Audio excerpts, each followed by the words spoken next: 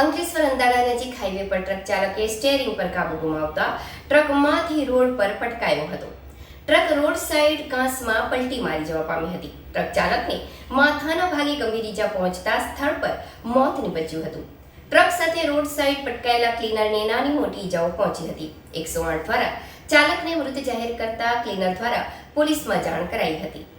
બનાવની વિગતો અનુસાર કોડીનાર સોમનાથના રહેવાસી ટ્રક ચાલક ઇમરાન ખાન સરદાર ખાન પઠાણ ક્લીનર અલ્તાફ કરીમ હુસેન ફકીર સાથે કલ્યાણ મુંબઈથી વેસ્ટ મટીરિયલ ભરી L&T જાફરાબાદ ખાતે જવા નીકળ્યા હતા. ગત રાત્રિના 1:30 વાગ્યાના અરસામાં તેઓ ટ્રક લઈ અંકલેશ્વર નેશનલ હાઈવે નંબર 48 પર રાજપીપળા ચોકડીથી આગળ અંદાડા પાટિયા નજીક ટ્રક ચાલક ઇમરાન પઠાણે અચાનક સ્ટીયરિંગ પર ચાલુ ટ્રકે કાબુ ગુમાવી દીધો હતો અને ડ્રાઇવિંગ સીટ પરથી રોડ પર પટકાયા હતા. જ્યારે ટ્રક ડ્રાઈવર વગર 25 ફૂટ આગળ જઈને રોડ સાઈડ ખાબકી પલટી મારી જવા પામી હતી. ટ્રકમાં બેઠેલા ક્લીનર અલ્તાફ કરીમ હુસેન ફકીર મહા મહેનતે ટ્રક કેબિનમાંથી બહાર નીકળ્યો હતો.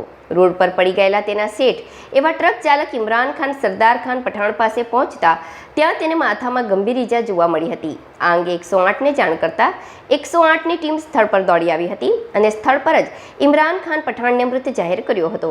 ઘટના અંગે ટ્રક ક્લીનર અલ્તાફ ફકીર દ્વારા અંકલેશ્વર B ડિવિઝન પોલીસ મથકે ફરિયાદ આપતા પોલીસે ગુનો નોંધી તપાસ શરૂ કરી હતી. અત્રે ઉલ્લેખનીય છે કે ટ્રક ચાલકે અચાનક કેમ સ્ટીયરિંગ પર કાબુ ગુમાવ્યો તેના પર સવાલ ઊભા થયા હતા. ઝોંકું આવી જતા આમ બન્યું કે પછી ચક્કર ખાઈને પડી જતા કે પછી હૃદય હુમલો થયો હોવાની આશંકા વ્યક્ત કરાઈ હતી, જેને લઈ પોલીસ દ્વારા PM રિપોર્ટ નજર રાખી રહી છે.